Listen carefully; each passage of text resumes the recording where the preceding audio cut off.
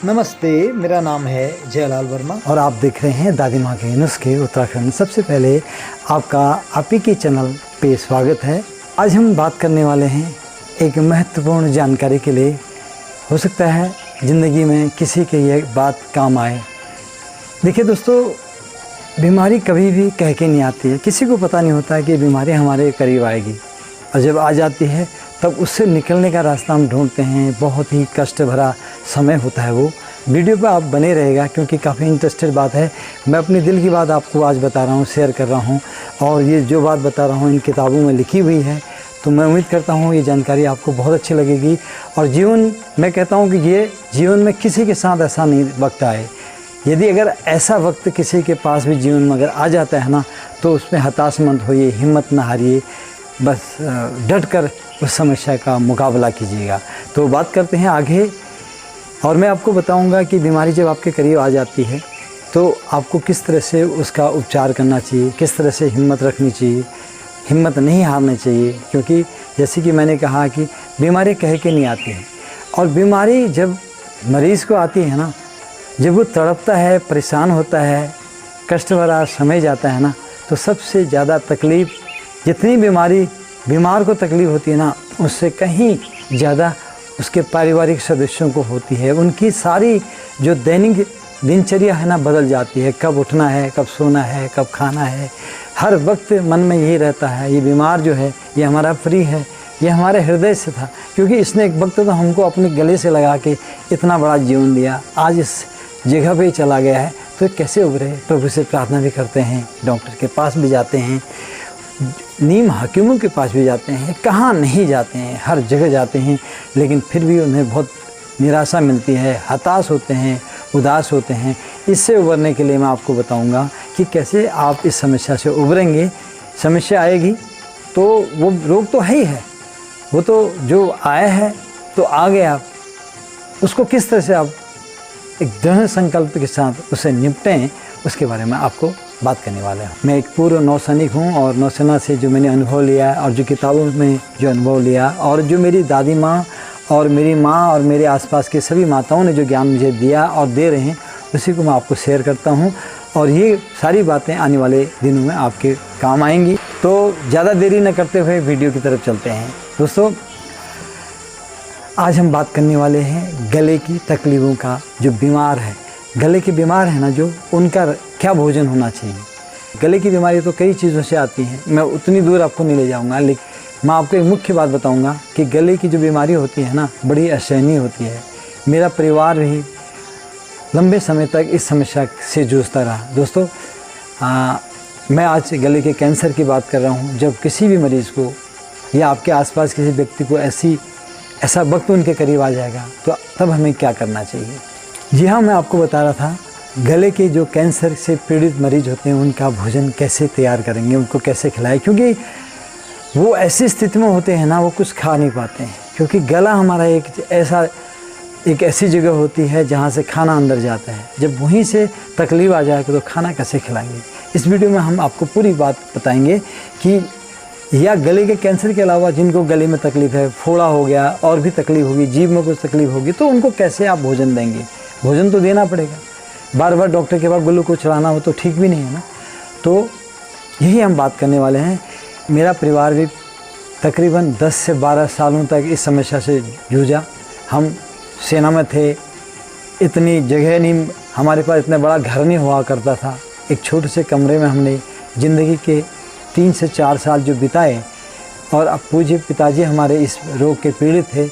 उनको हमने दिल्ली में उनका इलाज कराया, और उनकी जो पीड़ा हमने देखी, वो खाना तक नहीं खा सकते थे। ऐसा वक्त आ गया जब उनके नाक में पाइप डाल के ना, हम पाइप अंदर गई थी नाक के ज़रिए, और हमको खाना देना पड़ता था। नीचे से पाइप से खाना बनाना पड़ता था। संभवतः जब पाइप में खाना जाएगा तो आपको पता ही है कि उसको पीसना पड़ेगा, पतला करना पड़ेगा। तो कैसे स्थिति में हमको उनका पेट भरते थे।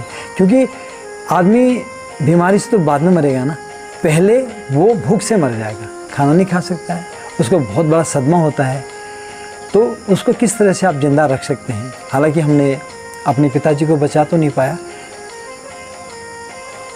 मगर मैं इतना ज़रूर कह सकता हूँ कि हमने उनको ज़िंदगी के 10 से 12 साल दिए, उसके बाद वो इस दुनिया में नहीं रहे। खैर, आज मैं नहीं चाहता हूँ कि इस समस्या से आप भी जूझें, आपको भी तकलीफ़ हो। आप कभी इस समस्या से जूझेंगे तो ज़रूर मेरी बात मानिए, इन चीज़ों का उपचार करिए अपने तरीके से। तो गले के जो दर्द होता है ना जिनको, तो उनको आपको भोजन को पतला करना पड़ता है। भोजन को बहुत बारीक करेंगे आप, पहले उसको मिक्सी में पीसेंगे। आपके घर में मिक्सी नहीं है तो आप ना उसको, जैसे ब्रेड है, ब्रेड को दूध के साथ भिगा लेंगे 10 से 15 मिनट बाद, फिर उसको गीला कर देंगे अच्छी तरह से और एक छलनी में डालेंगे और छलनी को ऐसे चम्मच से उस छलनी के ऊपर आप चलाते रहेंगे और जो पतला पतला नीचे आएगा ना, उसको गिलास या उसमें डाल देंगे। फिर उसको आप अगर वो मुँह के रास्ते पी सकते हैं, धीरे धीरे डालिएगा, और नहीं तो पाइप में डाल के, जैसे कि आप जानते हैं पाइप में डालते हैं, पाइप के अंदर डालने के बाद फिर वो नली के जरिए उनके पेट में जाता है। ये आपको करना पड़ेगा, क्योंकि उस बंदे ने ना, उस इंसान ने ना आपको एक वक्त दिया है, एक जीवन दिया है, जीवन में आगे बढ़ाया है, तो आप उसको ऐसे ना छोड़िए, हिम्मत से काम लीजिएगा। गले के बीमारों के भोजन में मिर्च पाउडर का इस्तेमाल ना करें। नाश्ते में आप मरीज़ को दूध, रोटी या ब्रेड दूध दे सकते हैं। इसके लिए मिक्सी का एक छोटा सा जार लें और 1 कटोरा दूध, आधी रोटी, छोटी चम्मच चीनी तथा 1 या 2 बादाम यदि घर में उपलब्ध हों तो को मिक्सी के छोटे जार में डालकर पीसें तथा छलनी में छानकर मरीज़ को पिलाएं। यदि मरीज़ को रोटी की जगह पर ब्रेड खाने की इच्छा हो तो उसे भी पीसें, छानें और मरीजों को परोसें। जिन घरों में मिक्सी उपलब्ध नहीं है वे दूध, रोटी या फिर दूध ब्रेड को लगभग 30 मिनट तक किसी बर्तन में भिगोकर रखें और फिर उसे चम्मच से घोटें और छलनी से छानकर मरीज़ को पिलाएं।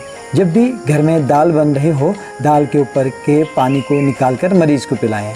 जिस तरह से नाश्ते में मरीज़ के लिए दूध रोटी बनाने का तरीका बताया गया है, ठीक उसी तरह से आप दिन एवं रात का भी भोजन तैयार कर सकते हैं। चिकित्सक की सलाह हो तो घर में बने हुए सभी तरह के भोजन को आप मरीज़ को खिला सकते हैं। दिन में एक बार फलों को मिक्सी में पीसकर उनका जूस बनाएं, उसे छलनी से छानकर मरीज़ को पिलाएं। यदि मरीज़ मिक्सी में पीसे हुए खाने को खाकर उब गया हो तो उबली गोभी, उबला आलू, पनीर एवं उबले अंडे को कद्दूकस करके मरीज़ को खिला सकते हैं। गोभी, पालक, गाजर एवं टमाटर को बारीक काटकर उसमें 1 गिलास पानी तथा थोड़ा नमक मिलाकर 30 मिनट तक उबालें। ठंडा होते ही छलनी से छानकर मरीज़ को पिलाएं। मरीज़ के अपने स्वाद तथा उसकी इच्छा के अनुसार कभी कभार भोजन बनाएं। आपकी नियमित देखभाल, आपके प्यार एवं दुलार से रोगी अपना दुख भूलकर काफ़ी आराम महसूस करने लगेगा और यह आपकी सबसे बड़ी उपलब्धि होगी। तो दोस्तों, बात थी गले की तकलीफ़ों की, उसको वो कैंसर से भी हो सकती है और गले में छाले पड़ने से भी हो सकती है, जीभ में और कई बीमारियां आती हैं वो भी हो सकती हैं। तो बस आपको करना ये है, हिम्मत रखनी है, उसका हिम्मत बढ़ाना है, उसके सामने खड़ा होना है, उसको अकेला नहीं छोड़ना है। ये जब आप करेंगे ना, आपका प्यार से वो खुश हो जाएगा। आपकी प्यार से ना उसको जो खुशी मिलेगी ना, आधी दवाइयों का काम तो वही करेगी। हम अपने पूज्य पिताजी को बचा तो नहीं सके, लेकिन हमारे पूरे परिवार में विशेषकर मेरी पत्नी पार्वती ने जो उनकी सेवा की, उस वक्त हम फौज में थे और जिस तरह से लोगों का कहना था कि इस बीमारी से, कैंसर से तो 1 महीना, 2 महीना, 1 साल बच पाएंगे, हमने 10 से 12 साल उनको ज़िंदा रखा। यदि आपके आसपास या आपके घर में ऐसे मरीज़ होते हैं तो उनके साथ खड़े होइए, क्योंकि आपको ये नहीं भूलना चाहिए कि ज़िंदगी के किसी समय वो भी आपके साथ खड़े थे, उन्होंने भी आपको पाला पोसा, इतना बड़ा कि आज इस दुनिया को दिखाया तो उनकी बदौलत से। तो दोस्तों, वीडियो में शुरू से लेकर अंत तक बने रहे, इसके लिए आपका बहुत बहुत धन्यवाद। हम आपको अपनी किताब की जानकारी भी देते हैं और फौज से लिए हुए ज्ञान को भी आपके करीब बांटते हैं, आपकी अपनी दादी माओं के पास भी आपको लेके जाते हैं और हम इस जो कारवां है ना, इसको चलाते रहेंगे। हो सकता है एक दिन हम आपके घर पे भी आएंगे।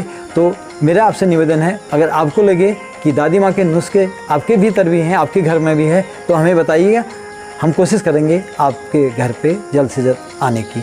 तो वीडियो में शुरू से लेकर अंत तक बने रहे, इसके लिए आपका बहुत बहुत धन्यवाद। मिलते हैं एक नई वीडियो लेकर, एक नया नुस्खा लेकर बहुत जल्द। तब तक के लिए अपना ख्याल कीजिएगा। जय हिंद, जय उत्तराखंड, वंदे मातरम।